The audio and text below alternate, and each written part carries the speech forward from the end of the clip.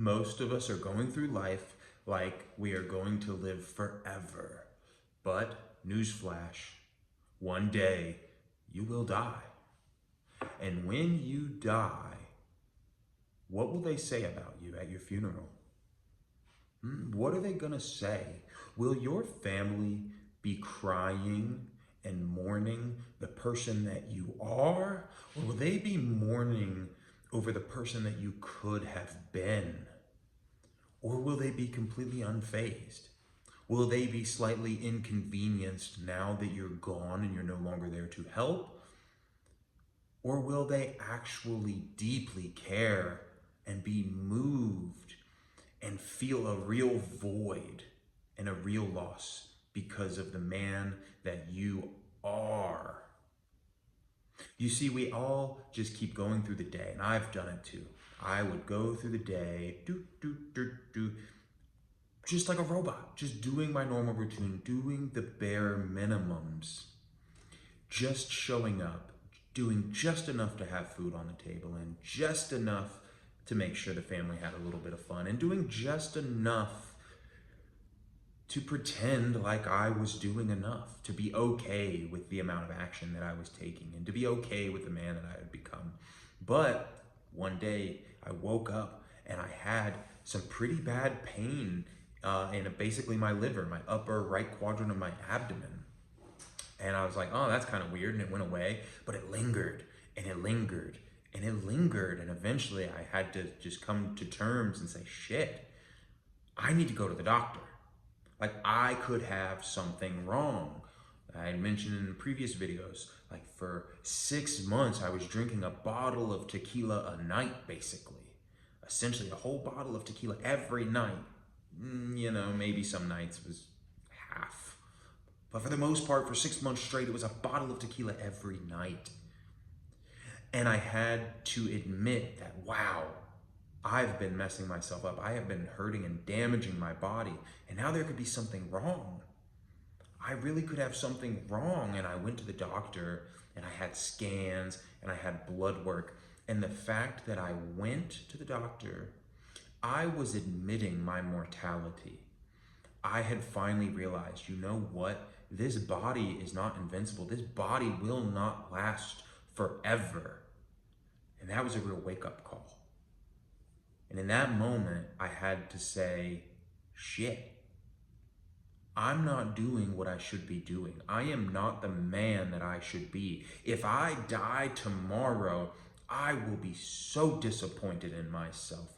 I would be so disappointed in the potential that I had that I never released and I never showed the world. I felt like there was a version of myself inside of me that the world had not met yet. There was a version of myself that my wife hadn't met, that my children never got the chance to meet. And if I died tomorrow, it would just be unforgivable. It felt like it would have been disrespectful to God himself and all of the life and the power and the potential that was bestowed upon me. It would have been pure disrespect to die as that man. And that was the beginning of a journey, of a waking up, of a greater becoming, of a maturing, of becoming a real man in essence. And I know that kind of term these days can be pretty triggering, real man. But I believe what a real man is not this macho, masculine, alpha male figure that some people are, which is fine, and like they play a role, and that's like a legitimate character in the game that some people are, but that is not what makes a man, right? The man, I think a real man is real. They're honest. They're firm in themselves, and they're firm in their beliefs, and they're determined, and they're focused. They have a purpose. They stand for something. They're trying to achieve something. They're honest about their wants, and they're honest about their hopes and their dreams, and they're honest about the things that they're frustrated with. And they say no when they need to say no, and they say yes when they need to say yes, regardless of how they feel. I think a real man shows up and does what needs to be done. It has nothing to do with how you do it. You don't have to be 6'5" and six pack and 250 pounds, lean muscle, like all that stuff. That's not what makes a man. What makes a man is being real. What makes a man is showing up and being the person that does what needs to be done, and being the person that does what they say they're going to do. And it's the type of person that is true to themselves, it's true to their core, right? It's not lying, it's not faking, it's not putting on a facade.